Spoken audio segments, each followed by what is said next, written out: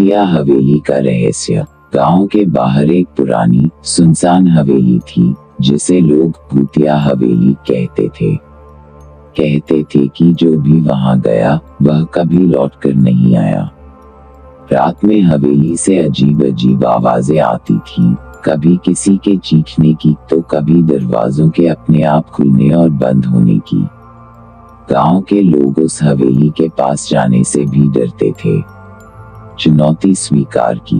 एक दिन 3 दोस्त रोहन, अजय और सौरभ ने ठान लिया कि वे इस हवेली के रहस्य को जानकर रहेंगे। वे नहीं मानते थे कि भूत जैसी कोई चीज होती है। गांव के बुजुर्गों ने उन्हें चेतावनी दी, बेटा, जो वहां गया वह कभी नहीं लौटा। लेकिन दोस्तों ने इसे सिर्फ एक अफवाह समझा और रात को हवेली जाने का फैसला कर लिया। हवेली के अंदर रात के 12 बजे जब पूरा गांव सो चुका था, तीनों दोस्त टॉर्च लेकर हवेली की ओर बढ़े।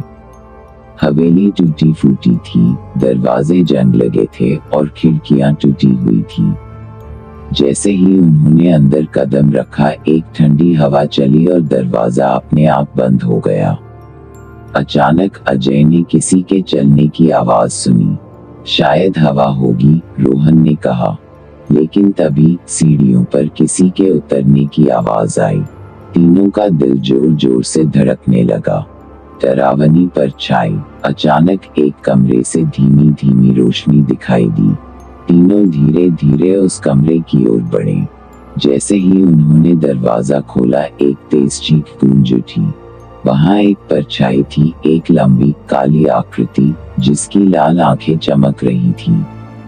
सौरभ घबराकर पीछे हटा, तभी कमरे की सारी खिड़कियां जोर जोर से खुलने बंद होने लगी। कोई हंस रहा था, लेकिन वह इंसानी हंसी नहीं थी, वह भयानक थी। रहस्य का खुलासा। डर के मारे तीनों भागने लगे, लेकिन तभी एक बूढ़ा आदमी उनके सामने आया। वह सफेद कपड़ों में था और हवा में तैर रहा था। डरो मत, उसने कहा। मैं इस हवेली का असली मालिक हूँ। मुझे सालों पहले मेरे ही नौकरों ने मार दिया था और मेरी आत्मा यहीं भटक रही है।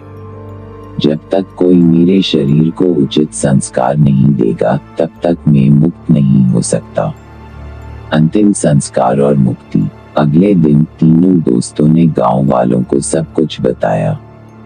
गांव के पंडित ने हवन कराया और आत्मा के शरीर को गंगा में प्रवाहित किया।